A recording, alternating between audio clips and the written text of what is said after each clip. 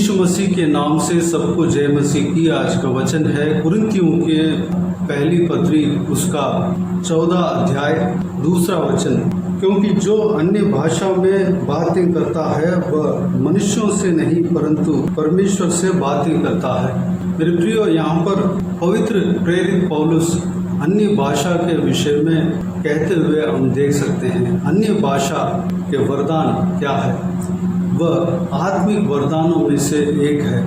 आत्मिक वरदान जो परमेश्वर हमें पवित्र आत्मा से भरता है, परमेश्वर हमें वरदान देता है।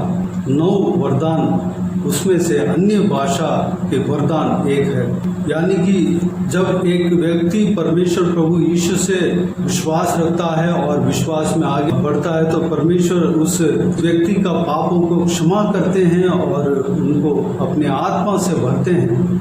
पवित्र आत्मा जब उनके अंदर आता है तो पवित्र आत्मा का वरदान परमेश्वर अपने इच्छा के अनुसार उस व्यक्ति को देता है ताकि उस व्यक्ति के द्वारा परमेश्वर का काम हो, परमेश्वर का राज्य का काम हो, स्वर्ग राज्य का काम हो। उस वरदानों में कई सारे वरदान है। 9 वरदान कुरिन्थियों के पहला पत्री उसका 12 अध्याय में दिया गया है। उसमें एक वरदान अन्य भाषा। अन्य भाषा एक महत्वपूर्ण वरदान है। वैसे सारे वरदान जो परमेश्वर का आत्मा के वरदान है सब के सब बहुमूल्य है, महत्वपूर्ण है। हर एक वरदानों के खूबी को जब हम देखते हैं तो वह उसका तुलना नहीं है। ये अन्य भाषा के वरदान क्या होता है? अन्य भाषा क्या होता है? जब हमें पवित्र आत्मा हमें भरता है, अपने सामर्थ से भरता है, जब पवित्र आत्मा का वरदान हमें मिलता है तो हम अन्य भाषा में बोलने लगेंगे। प्रेरितों के काम उसका 2 अध्याय पहला वचन से लेकर जब हम देखते हैं तो परमेश्वर प्रभु यीशु का चेले यरूशलेम में एक ऊपर के एक कोठरी में इकट्ठा होकर वह प्रार्थना कर रहे थे। तब उनके ऊपर पवित्र आत्मा का सामर्थ्य आग जैसी जीवें हर एक के ऊपर आकर बैठा और सब लोग अन्य भाषा में बोलने लगे। उस भाषा को जो गली में जा रहे थे, सारे धरती के अनेक कोने कोने से लोग बेंतेकोस्ते के त्योहार के लिए इकट्ठा हुए। वह लोग सुनकर आश्चर्य हुए थे। वो लोग आश्चर्य हुए थे कि ये लोग हमारे भाषा कैसे बोलने लगे। इस वचन को हम प्रेरितों के काम 2 अध्याय 7 से लेकर 9 वचन तक हम देख सकते हैं। वे सब चकित और अचंभित होकर कहने लगे, देखो ये जो बोल रहे हैं क्या सब गलीली नहीं? तो फिर क्यों हम में से हर एक अपनी अपनी जन्मभूमि की भाषा सुनता है? हम जो पारथी और मेदी और एलामी और मेसोपोटामिया और यहूदिया और कप्पदूकिया और पुंतुस और आसिया और फ्रूगिया और पंफूलिया और मिस्र और लीबिया देश जो कुरेने के आसपास है, इन सब देशों के रहने वाले और रोमी प्रवासी। 11 वचन अर्थात यहूदी और यहूदी मत धारण करने वाले क्रेती और अरबी भी है, परंतु अपनी अपनी भाषा में उनसे परमेश्वर ने बड़े बड़े कामों की चर्चा सुनते हैं। जब प्रेरितों के ऊपर पवित्र आत्मा का अभिषेक वरदान उतरा, जो आग जैसी जीवें आकर हरेक के ऊपर बैठा, तो लोग अन्य भाषा यानी कि दूसरे भाषा में बोलने लगे। बोलकर परमेश्वर के खूबियों को, परमेश्वर को महिमा करने लगे, परमेश्वर को आराधना करने लगे, उपासना करने लगे, परमेश्वर के बड़े बड़े कामों की चर्चा सुनाने लगे। वह लोग कोई पढ़े लिखे थे, कोई अनपढ़ थे, लेकिन परमेश्वर के आत्मा उनके ऊपर भारी तरीके से उतरने के कारण वह पवित्र आत्मा के द्वारा ये सारे भाषाएं बोलने लगे। मेरे प्रियो, जब हमारे ऊपर परमेश्वर के आत्मा जो अन्य भाषा बोलने का वरदान जब हमारे ऊपर उतरता है तो हम अन्य भाषा में बोलने लगते हैं, जो कि जिस लोगों का जन्मभूमि का भाषा है उनको समझ में आता है, हमें समझ में नहीं आता है, क्योंकि परमेश्वर के आत्मा हमें कंट्रोल किए हुए रहते हैं। परमेश्वर के आत्मा हमें चलाते हैं, परमेश्वर के आत्मा हमसे बातें करते हैं, परमेश्वर के आत्मा हमारे मुंह से परमेश्वर के बड़े बड़े कामों की चर्चा सुनाते हैं। हम परमेश्वर के हाथों में इस्तेमाल होने वाला एक हथियार ठहरेंगे। मेरे प्रियो, अन्य भाषा के वरदान जब हम पाते हैं तो इस तरह की परमेश्वर हमें इस्तेमाल करता है। दूसरी बात, अन्य भाषा व्यक्तिगत रूप में आत्मिक उन्नति के लिए हम इस्तेमाल कर सकते हैं, उस वरदान को इस्तेमाल कर सकते हैं। कुरिन्थियों के पहली पत्री उसका 14 अध्याय 4 वचन में इस प्रकार लिखा हुआ है, जो अन्य भाषा में बातें करता है वह अपनी ही उन्नति करता है। जो परमेश्वर के वरदान जो है, पवित्र आत्मा का वरदान में से जो अन्य भाषा है, उस वरदान को जो पाया हुआ व्यक्ति अपने ही आत्मिक उन्नति के लिए उस वरदान को इस्तेमाल कर सकता है। जब प्रार्थना करते समय जब हम अन्य भाषा में प्रार्थना करते हैं तो हमारा आत्मिक उन्नति होगा। परमेश्वर से हम रहस्य को बात करते हैं, रहस्य तरीके से हम बात करते हैं, जो कि हमारा बुद्धि को समझ में नहीं आता, बल्कि हमारा आत्मा परमेश्वर के साथ कनेक्ट होता है, बात करते हैं। अन्य भाषा के द्वारा परमेश्वर से प्रार्थनाएं होती है। तो अपने ही आत्मिक उन्नति के लिए उस वरदान को हम इस्तेमाल कर सकते हैं। अगर हम परमेश्वर की आत्मा को जब हम पाते हैं, परमेश्वर के आत्मा का जो वरदान है, जो अन्य भाषा है, उस वरदान को हम बहुमूल्य वरदान को जब हम पाते हैं तो हर रोज हम अन्य भाषा में बात करना है। अन्य भाषा में जितना हम बात करते हैं तो उतने ही हम आत्मिक उन्नति पाएंगे, आत्मिक जीवन में आगे और बढ़ेंगे। परमेश्वर से रहस्य कई सारी बातें हैं जो कि हमें समझ में नहीं आता, कई सारी बातें हैं जो कि हमारा दिमाग में नहीं आता, लेकिन पवित्र आत्मा उस विषय को जानता है। कई सारे तरीके हैं जो हम नहीं जानते हैं, जो जैसे किस किस विषय के लिए प्रार्थना करना है, किस तरीके से प्रार्थना करना है, हम नहीं जानते। जब हम अन्य भाषा में प्रार्थना करते हैं तो पवित्र आत्मा हमारे द्वारा वह बात करेंगे, वह प्रार्थना करेंगे, वह काम जो हमारे मन में या हम इंतज़ार जो कर रहे हैं उस काम को उस प्रार्थना के द्वारा परमेश्वर पूरा करेगा। हम अन्य भाषा से प्रार्थना करना चाहिए। और 14 वचन में, इसी अध्याय में 14 वचन में इस प्रकार लिखा है, इसलिए यदि मैं अन्य भाषा में प्रार्थना करूं तो मेरी आत्मा प्रार्थना करती है परंतु मेरी बुद्धि काम नहीं देती। जब हम अन्य भाषा में प्रार्थना करते हैं, बोलते हैं, तो हमारे बुद्धि काम नहीं देता। हम जो प्रार्थना करते हैं वह हमें खुद ही समझ में नहीं आता, लेकिन आत्मा को समझ में आता है। पवित्र आत्मा हमें हमारे द्वारा प्रार्थना करता है। पवित्र आत्मा हमारे लिए प्रार्थना करने वाला आत्मा है। परमेश्वर के आत्मा परमेश्वर का हृदय को जानता है। परमेश्वर का हृदय के अनुसार, परमेश्वर का हृदय के मुताबिक, परमेश्वर का इच्छा के मुताबिक पवित्र आत्मा प्रार्थना करते हैं। हमें अन्य भाषा में पवित्र आत्मा से भरकर हमें प्रार्थना करना चाहिए। हमें आत्मिक जीवन में आगे बढ़ना है, हमें आत्मिक जीवन में हम तरक्की पाना है। एक इस धरती में एक बच्चा जन्म होता है, ये धीरे धीरे उसका ग्रोथ होता है शारीरिक दिशा में और दिमाग की ओर से, और हाथ पाँव बढ़ता है और उसका चाल चलन बढ़ते जाता है, मैच्योरिटी आता है। उस तरह हम भी प्रभु यीशु से जब हम जन्म लेते हैं उसी लेवल पे नहीं होना चाहिए, बल्कि हमारे आत्मिक जीवन में तरक्की हम पाना चाहिए, हम ग्रोथ पाना चाहिए, हमें आगे बढ़ना चाहिए। परमेश्वर के हर एक चीज़ को हमें जानना चाहिए, हम परमेश्वर के निकट पहुंचना चाहिए।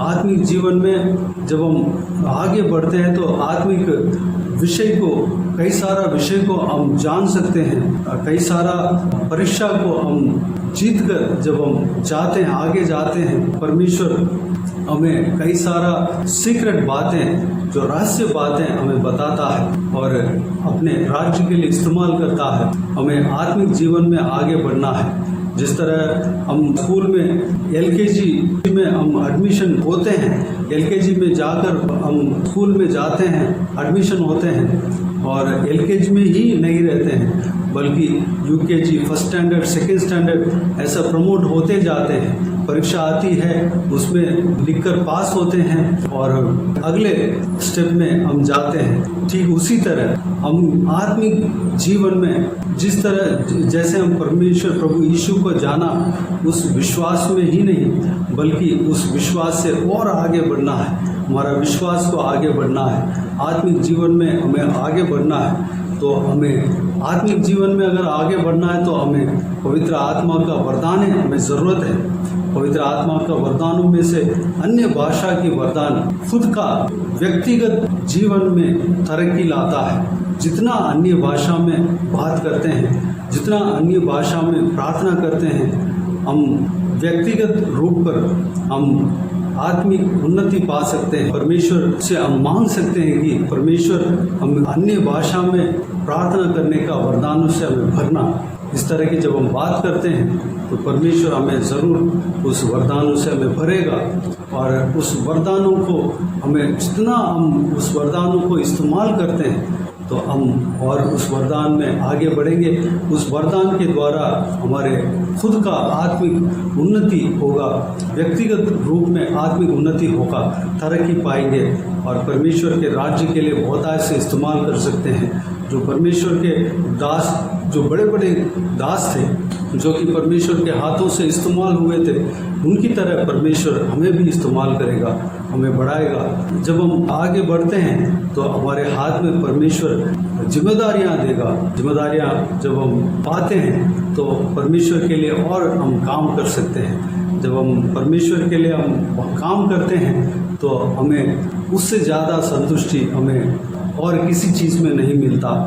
हम स्वर्ग राज्य में भी प्रवेश कर सकते हैं। स्वर्ग राज्य में भी परमेश्वर हमें इस्तेमाल कर सकता है। परमेश्वर हम पर भरोसा जब करने लगता है, परमेश्वर हमें बहुतायत से इस्तेमाल करेगा। मेरे प्रियो, तो आइए हम पवित्र आत्मा का वरदानों के लिए हम प्रार्थना करते हैं। पवित्र आत्मा का वरदानों से हमें परमेश्वर हमें भरना है, उसके लिए हम प्रार्थना करते हैं। हम पवित्र आत्मा का अभिषेक के लिए अपने आप को परमेश्वर के हाथों में सौंपते हैं। हम हर रोज का प्रार्थना में ये मांगना है कि परमेश्वर मुझे आत्मिक उन्नति देना, परमेश्वर मुझे आपके वरदानों से भरना, अभिषेक से भरना, इस सामर्थ से भरना।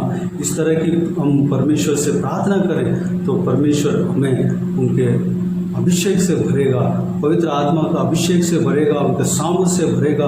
उनके वरदानों में जो जो उनके इच्छा है, उनके अंदर जो इच्छा है, जो कि हमें देना चाहिए, वह सारे वरदान हमें देगा।